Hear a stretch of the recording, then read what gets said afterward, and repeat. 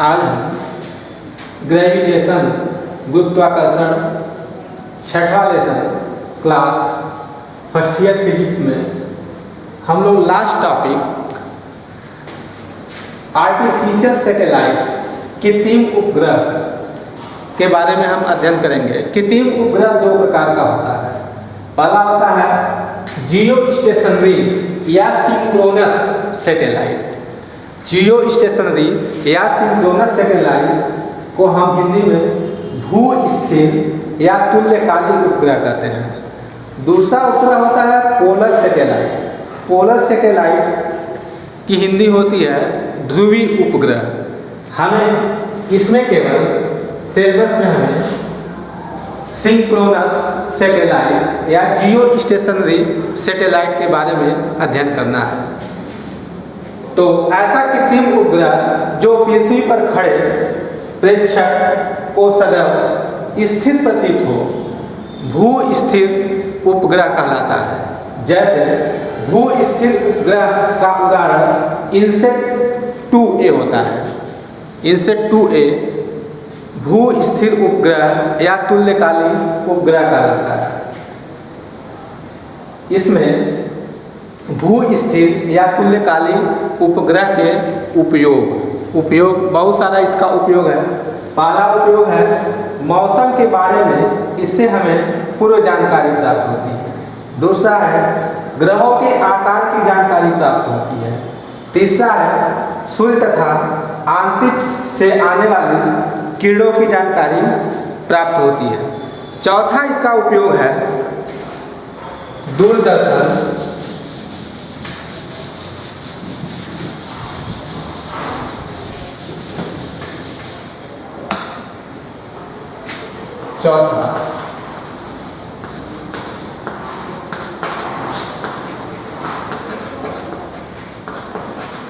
चौथा उपयोग है दूरदर्शन कार्यक्रम तथा रेडियो संकेतों को दूरदर्शन कार्यक्रम तथा रेडियो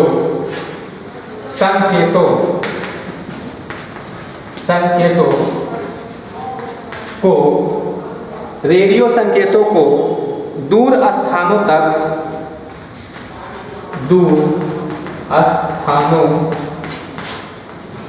तक संचरित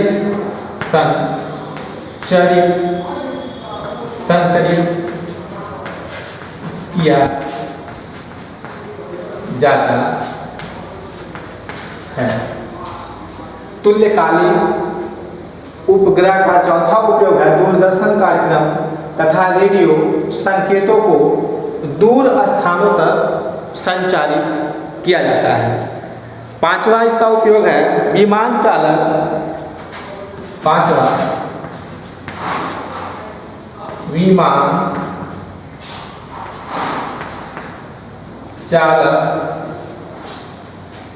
चालक उपग्रहों की दिशा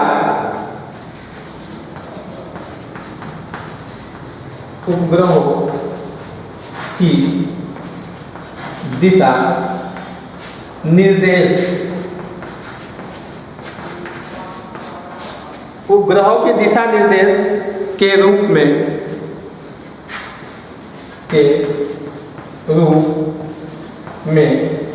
प्रयोग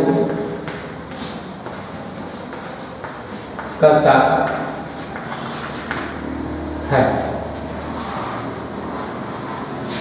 इसी के साथ हमारा लेसन ग्रेविटेशन गुरुत्वाकर्षण यह इंड होता है, समाप्त होता है।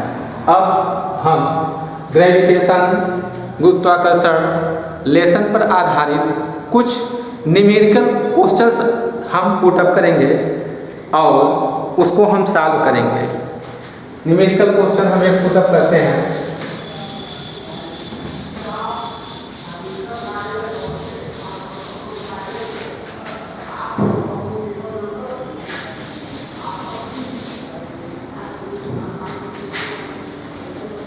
क्वेश्चन नंबर 1 हमारा है एक उपग्रह की त्रिज्या पृथ्वी की त्रिज्या से दोगुनी है। एक क्वेश्चन, एक उपग्रह की त्रिज्या, एक उपग्रह की त्रिज्या पृथ्वी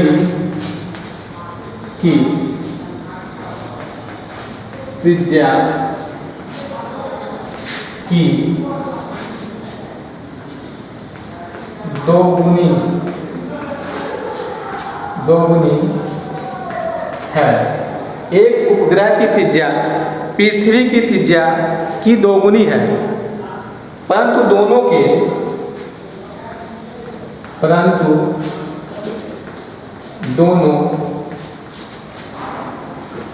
के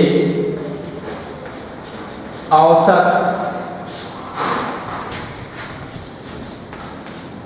घनत्व समान, दोनों के औसत घनत्व समान है यदि इनके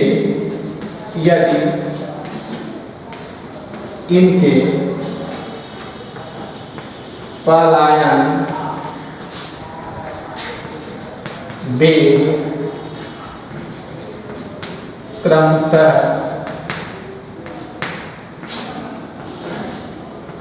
vt तथा ve हो तो उपग्रह का पलायन वेग ve और पृथ्वी का पलायन वेग ve हो तो सिद्ध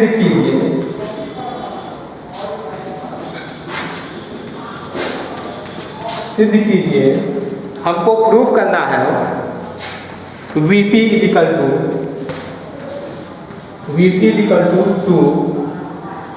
2ve। या इस्माल हम लिखे हैं तो इसको भी इस्माल कर दें ve, यह हमें प्रूफ करना है। कोई एक उपग्रह है, उपग्रह की त्रिज्या पृथ्वी की त्रिज्या की दोगुनी है तथा उपग्रह का पलायन वेग vt तथा पृथ्वी का पलायन वेग ve हो और दोनों के औसत घनत्व समान हो, तो हमें प्रूफ करना है, सिद्ध करना है कि vt बराबर 2ve, उपग्रह का पलायन वेग पृथ्वी के पलायन वेग का दोगुना होगा, हमें सिद्ध करना है। यह हमारा क्वेश्चन है।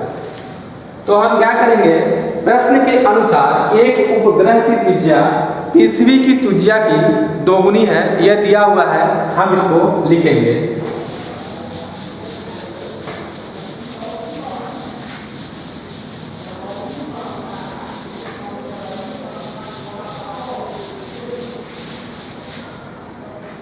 लिखेंगे प्रश्नानुसार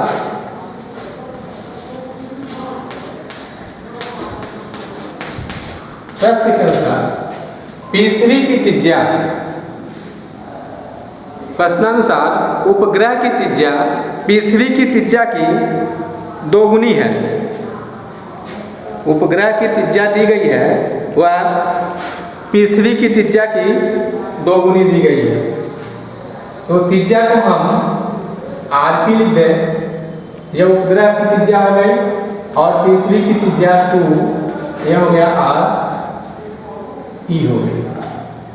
इसकी ये दोगुनी है, यह दिया गया है, इसको हम समीकरण नंबर 1 लिखेंगे।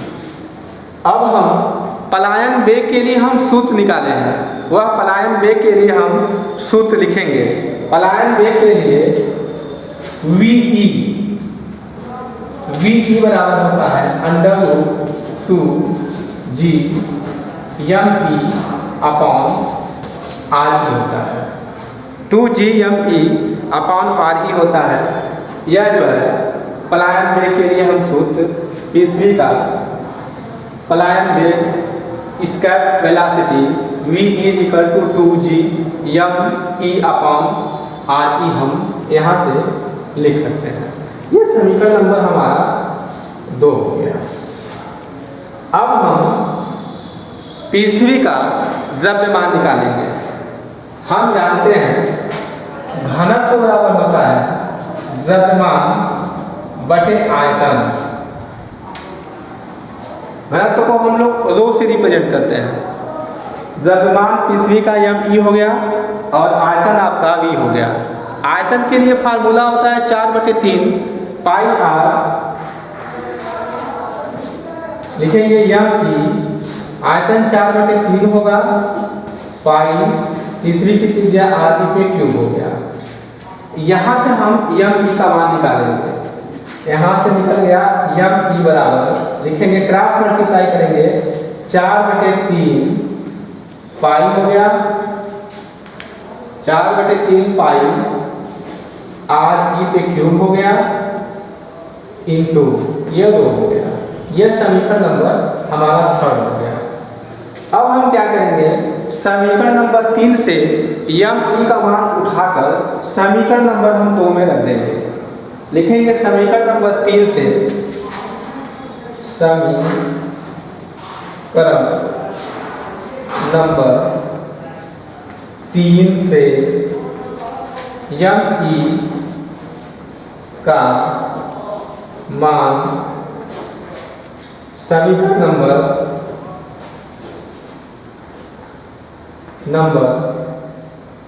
समीकरण नंबर 3 से m e का मान समीकरण नंबर 2 में रखने पर समीकरण नंबर 2 में रखेंगे। तो इसमें हम क्या करेंगे, समीकरण नंबर 2 हमारा यही है, इसमें ये मान उठा के रख दे रहे हैं। ऐसे लिखेंगे,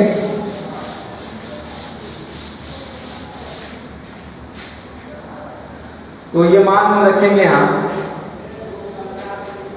इसको हम यहाँ लिख दे रहे हैं। ये कंडीशन दिया हुआ है Rp = 2 Re दिया हुआ है। ये समीकरण नंबर 2 हम ऐसे लिखे रहेंगे और इसमें हम क्या करेंगे, ये समीकरण नंबर हमारा 2 है। इस समीकरण नंबर 2 में m e का मान रखेंगे, तो ये हो जाएगा V e बराबर अंडर रूट, ऐसे लिखेंगे, यहाँ q लिखेंगे, ये g लिखेंगे। m e का मान है 4/3 पाई r e पे क्यूब इंटू रो है बटे, यह हो गया आपका r e हो गया।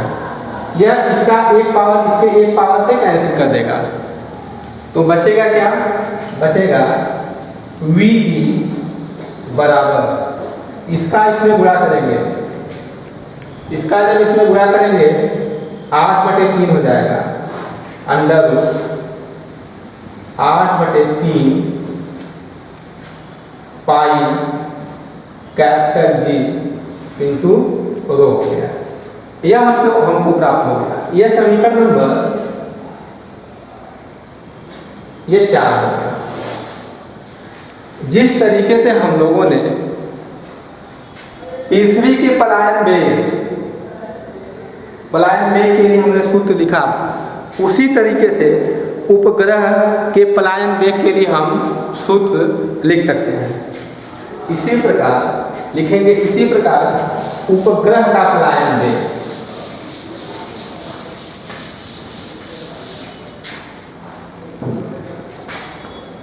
इसी प्रकार उपग्रह, इसी प्रकार ग्रह का पलायन वेग v हो गया, p हो गया।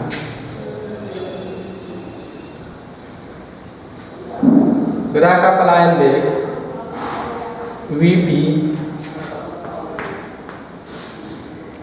अंडर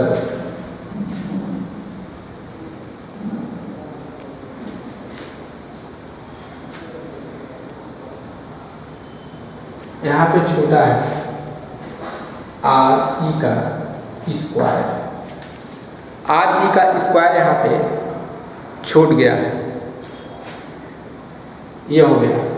तो यहाँ से लिख सकते हैं 8/3 पाई 8/3 पाई जी आर पी का स्क्वायर। यह हो गया आपका समीकरण नंबर 5। ये समीकरण नंबर 5 हो गया। इस तरीके से हम लोग समीकरण नंबर 4 और 5 को लिख सकते हैं। तो यहाँ से देखिए, या इसको लिख सकते हैं वी पी बराबर आर पी, ऐसे यहाँ पे हो गया बटे, ये हो गया 8/3 पाई जी इंटू रो, यहाँ रो छूट गया है। इस तरीके से हम इसको लिख सकते हैं। यह 5 का दूसरा रूप है। अब देखिए समीकरण नंबर 4 और 5 से आप देख सकते हैं, इसके जगह पे इस आर ई को हटा के ये समीकरण नंबर 5 हो गया, और समीकरण नंबर 4 वी बराबर ऐसे लिख सकते हैं, आर ई यहाँ पे हो जाएगा आर ई करणी में 8/3 पाई जी रो हो गया, समीकरण नंबर 4 हो गया। इस तरीके से इसको दिखाया जा सकता है। अब देखिए समीकरण नंबर 4 और 5 से हम आपस में क्या कर सकते हैं, डिवाइड कर सकते हैं। लिखेंगे समीकरण नंबर 4 तथा 5 को डिवाइड करने पर भाग देने पर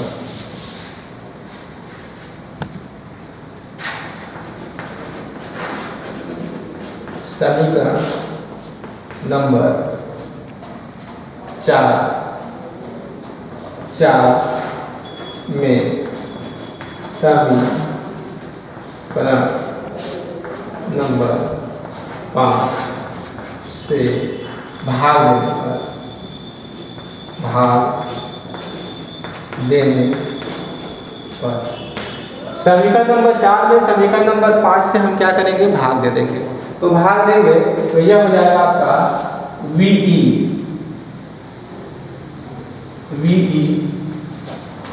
बराबर, यहाँ पे आर ई कैपिटल है, यहाँ लिख देंगे आर ई, भाग देंगे इसको ऐसे लिखें वीई बटे वीपी बराबर, वीई का मान है आर ई करणी में 8/3 पाई जी, ये रो हो गया, इसका आर पी अंडर 8/3 पाई जी, ये रो हो गया। दोनों को आपस में भाग दे दिया गया।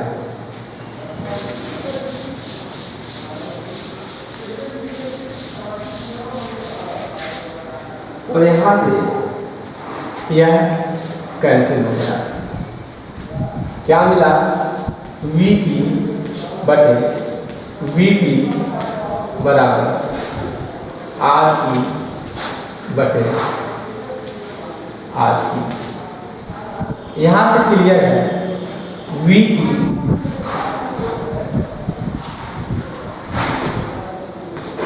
R E V P indication है इसका आर पी। यहाँ से देखिए पृथ्वी की जो पलायन वेग है वह इंडिकेट कर रहा है, वह उसकी त्रिज्या के बराबर है, और ग्रह का पलायन वेग है वह पृथ्वी की त्रिज्या के बराबर होगा।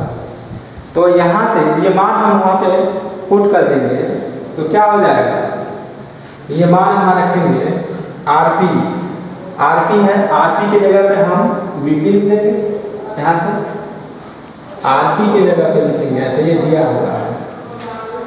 यह कितना हो गया, लिखेंगे यह मान लीजिए यह आपका यह 6 हो गया। वीपी तथा आरपी तथा आर समीकरण नंबर 6 से लिखेंगे। समीकरण नंबर 6 से आरपी तथा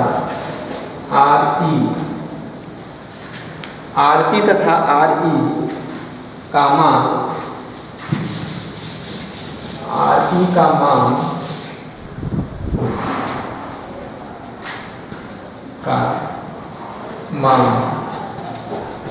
समीकरण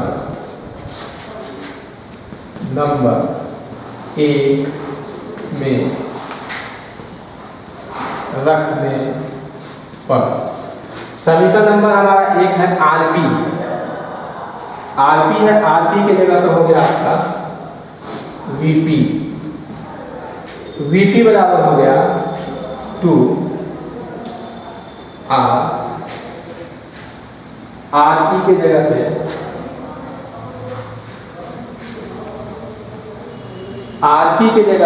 यहाँ पे देखिए आरपी है, तो आरपी के जगह पे वीपी हो गया और आरई के जगह पे वीपी हो गया।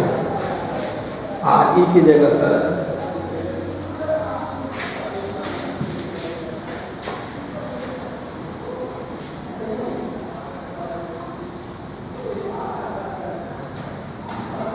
वीपी बराबर आरपी है और यह वीई है।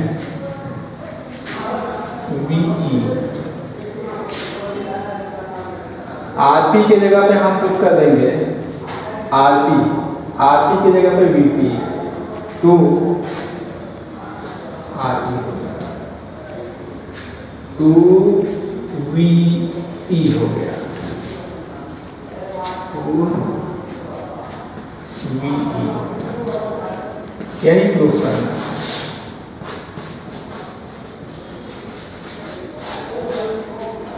यह हमें प्रूफ करना था। वीवी बराबर 2 वीई, यह बहुत इंपॉर्टेंट है, परीक्षा में पूछा जाता है।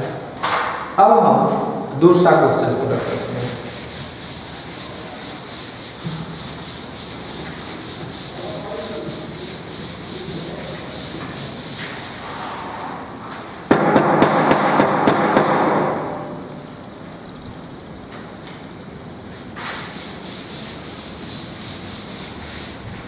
क्वेश्चन नंबर 2,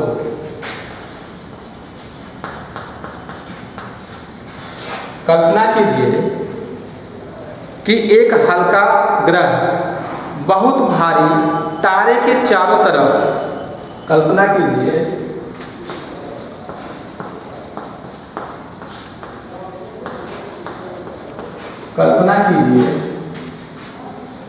एक हल्का ग्रह बहुत भारी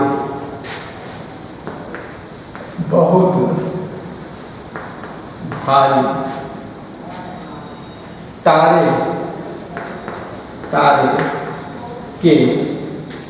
चारों तरफ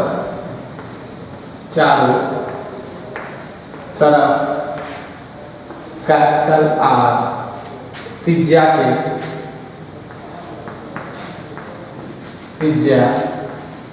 के वृत्ताकार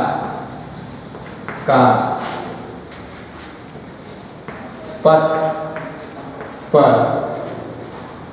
टी आवर्तकाल, कैपिटल टी आवर्तकाल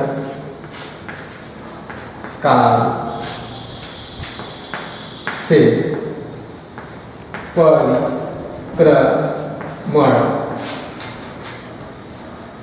कर रहा है। कल्पना कीजिए कि एक हल्का ग्रह बहुत भारी तारे के चारों तरफ कैपिटल आर त्रिज्या के वृत्ताकार पथ पर कैपिटल टी आवर्तकाल से परिक्रमण कर रहा है। यदि ग्रह तथा तारे के बीच गुरुत्वाकर्षण बल, यदि ग्रह तथा तारे के बीच गुरुत्वाकर्षण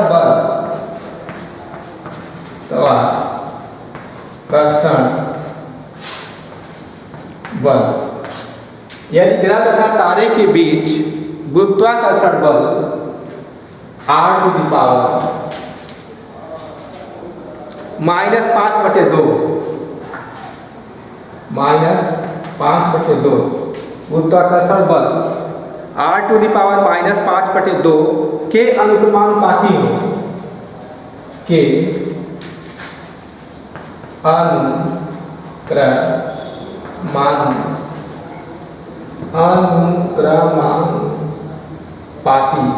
अनुक्रमानुपाती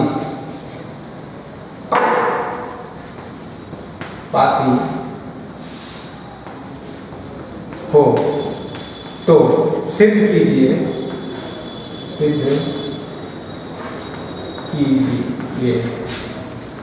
यदि ग्रह तथा तारे के बीच गुरुत्वाकर्षण बल r⁻² के अनुक्रमानुपाती हो तो सिद्ध कीजिए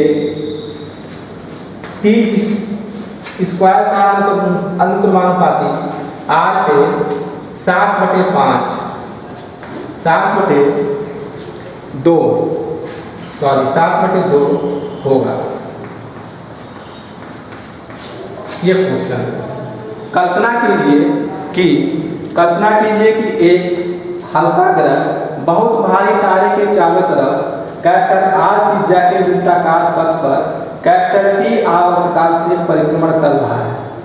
यदि ग्रह तथा तारे के बीच गुरुत्वाकर्षण बल r⁻² के अनुक्रमानुपाती हो तो सिद्ध कीजिए कि टाइम पीरियड आवर्तकाल का बल के अनुक्रमानुपाती होगा r⁻² के अनुक्रमानुपाती होगा।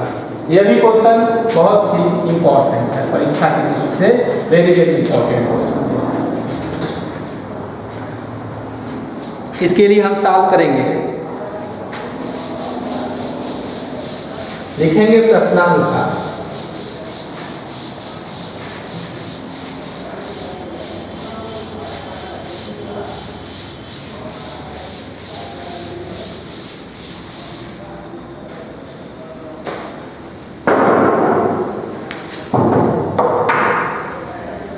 दिया है इसमें कि कोई हल्का ग्रह है जो बहुत भारी तारे के चारों तरफ कैपिटल R त्रिज्या तथा कैपिटल T आवर्तकाल के वृत्ताकार मार्ग पर परिक्रमण कर रहा है।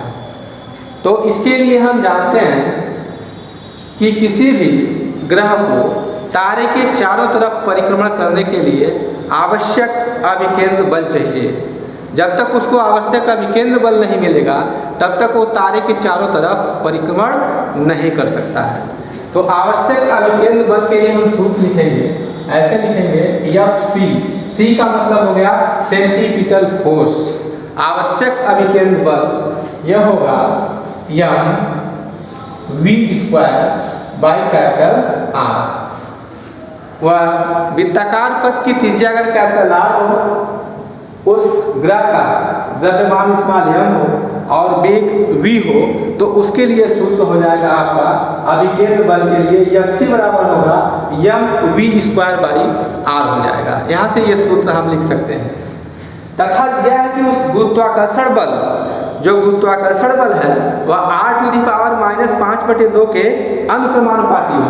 तो गुरुत्वाकर्षण बल के लिए हम सूत्र लिख देंगे ऐसे Fg। यह समीकरण नंबर 1 हो गया।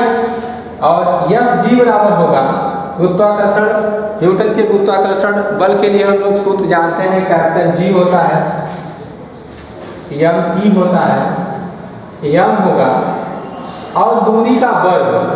तो दूरी दिया है कि दूरी उसका जो है वो -5/2 के अनुक्रमानुपाती है। तो यहाँ पे r पे हो जाएगा +5/2 हो जाएगा, क्योंकि ये व्युत्क्रमानुपाती है, वह अनुक्रमानुपाती है। तो यहाँ पे माइनस साइन जो उसमें दिया है वो माइनस साइन की जगह पे यहाँ पे प्लस हो जाएगा, r पे हो जाएगा 5/2 हो जाएगा। ये समीकरण नंबर 2 हो गया। चूंकि हम जानते हैं कि जो आवश्यक अभिकेंद्र बल होता है वह गुरुत्वाकर्षण बल से प्राप्त होता है। आवश्यक अभिकेंद्र बल गुरुत्वाकर्षण बल से प्राप्त होता है, इसलिए हम अभिकेंद्र बल को गुरुत्वाकर्षण बल के बराबर दिखा सकते हैं। इसलिए लिखेंगे ऐसे Fc बराबर Fg, इस तरीके से लिख देंगे। अब Fc और Fg का मान दोनों हम बराबर दिखा देंगे। इसका मान है mv²/r,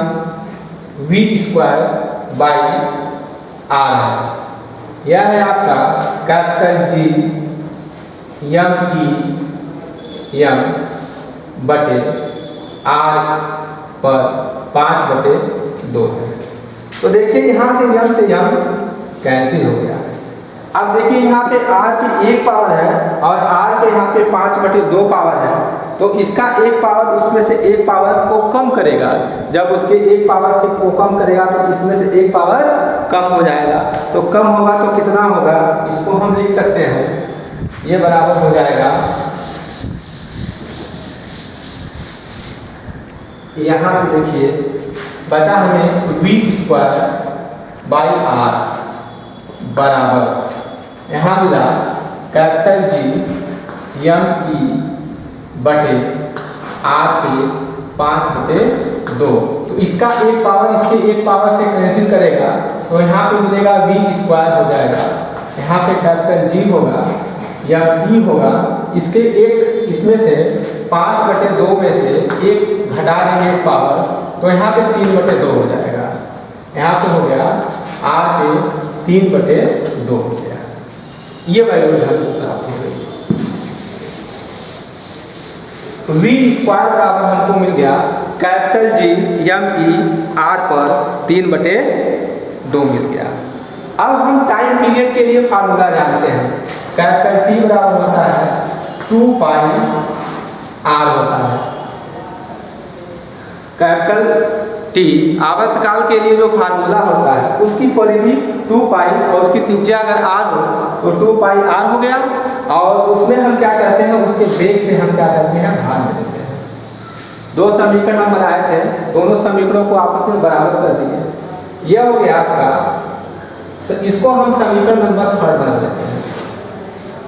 ठीक, अब हम क्या करेंगे, यहाँ से देखिए समीकरण नंबर 3 इसको बना ले, या तो समीकरण नंबर 3 इसको बना ले या समीकरण नंबर 4 इसको बना ले।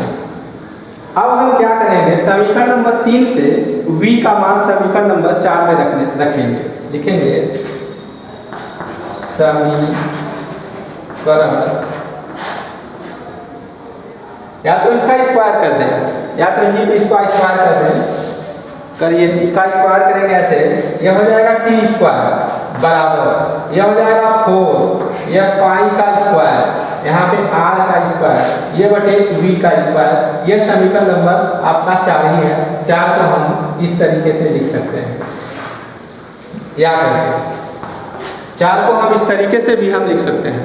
अब हम क्या करेंगे, समीकरण नंबर 3 से v² का मान समीकरण नंबर 4 में रखेंगे। लिखेंगे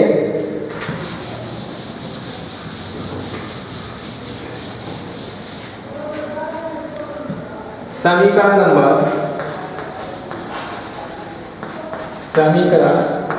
नंबर 3 से 1 2 3 से v²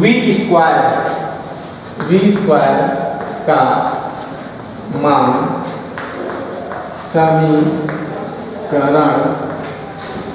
समीकरण नंबर 4 में रखने पर, समीकरण नंबर 4 लिखेंगे यार, यह t² हो गया, यहाँ पे लिखेंगे 4 पाई का स्क्वायर r का स्क्वायर हो गया। अब v² का मान क्या था, v² का मान था gm बटे r पे 3/2 था, gme बटे r पर 3 बटे ये 2 मान था, ये मान हम क्या किए, कर दिए।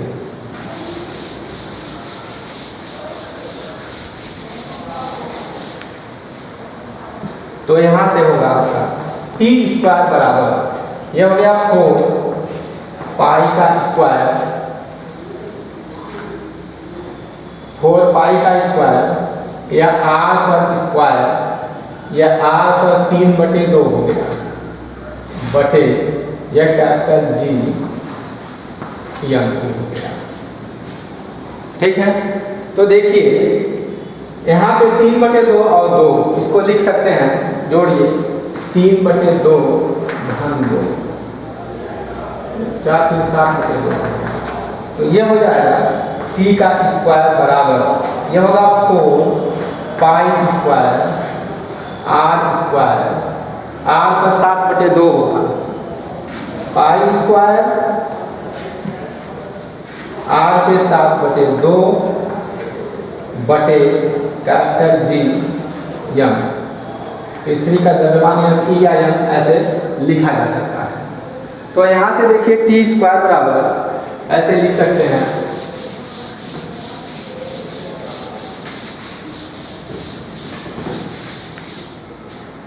यहाँ से लिखेंगे टी स्क्वायर बराबर, ये कांस्टेंट नंबर है, यह नियतांक है,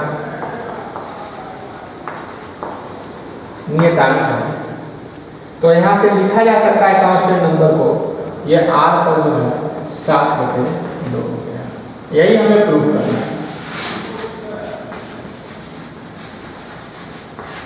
यह हमें प्रूफ कर देना था, यही सिद्ध करना था। ठीक है, अब हम इसमें एक छोटा सा टॉपिक जो परीक्षा की दृष्टि से इम्पोर्टेंट है, पूछा जाता है, हम डिस्कस करेंगे।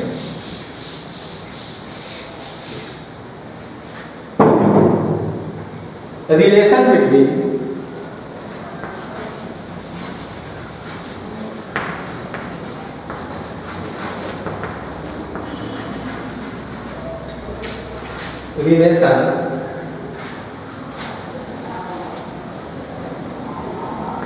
Relation between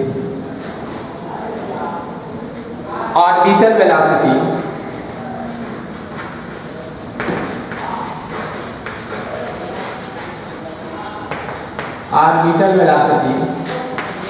and escape velocity,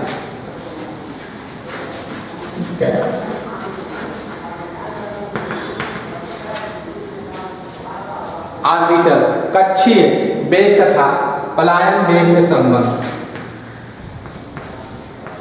कक्षीय वेग तथा पलायन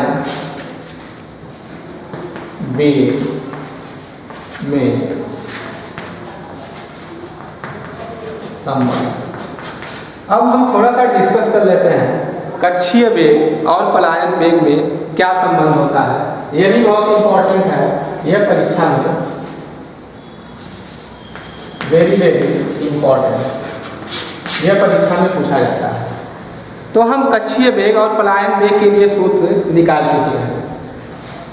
ऑर्बिटल वेलोसिटी को हम v0 से रिप्रेजेंट करते हैं या v4 से रिप्रेजेंट करते हैं। कक्षीय वेग we know that हम जानते हैं we know that कक्षीय वेग को हम लोग v0 या v4 से रिप्रेजेंट करते हैं, √g/r होता है। ये समीकरण नंबर 1 हो गया। we know that कक्षीय वेग के लिए ऑर्बिटल वेलोसिटी के लिए v को बराबर √rg होता है तथा यह orbital velocity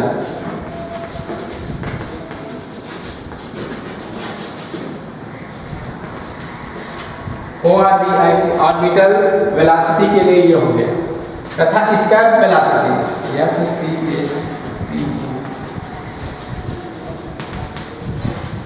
and escape velocity को हम वी ई से रिप्रेजेंट करते हैं। यह होता है √2 GRE होता है। ये समीकरण नंबर 2। यह दोनों फार्मूले हम निकाल चुके हैं और निकाल कर हम दिखा दिए हैं कि कैसे किसी ग्रह का कक्षीय वेग तथा पलायन वेग यह इतना होता है। यह संबंध हम निकाल चुके हैं। अब हम क्या करेंगे, समीकरण नंबर 1 में समीकरण नंबर 2 से हम भाग देंगे। लिखेंगे समीकरण नंबर 1 में समीकरण नंबर 2 से भाग देने पर, समीकरण नंबर 1 में समीकरण नंबर 2 से भाग देंगे तो हमें क्या मिलेगा, यहाँ लिख रहे हैं इसे, भाग देंगे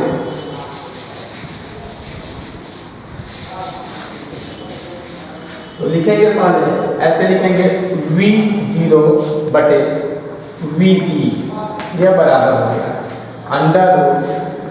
√GRE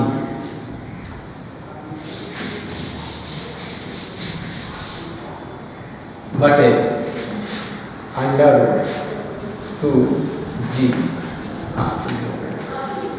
समीकरण नंबर 1 में समीकरण नंबर 2 से हम भाग देंगे तो हमें ये प्राप्त होगा।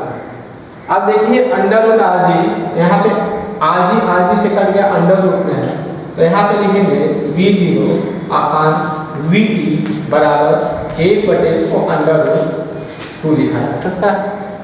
अर्थात दोनों का अनुपात जो होगा 1/√2 का होगा, या क्रॉस मल्टीप्लाई कर देंगे ऐसे, VE स्कैप वेलोसिटी पलायन वेग बराबर होता है √2VE। ये इम्पोर्टेंट है। इसी के साथ हम ग्रेविटेशन लेसन को हम एंड करते हैं। एंड ग्रेविटेशन लेसन आपका समाप्त हो गया और ग्रेविटेशन लेसन के प्रत्येक फार्मूले को हमने निकाला और प्रत्येक फार्मूले पर आधारित कुछ न्यूमेरिकल क्वेश्चन भी आपके सामने पुट अप किया और आप किताब से देखकर जो और भी न्यूमेरिकल क्वेश्चन दिए गए हैं इन फार्मूलों की सहायता से आसानी से गणना कर सकते हैं। Thank you.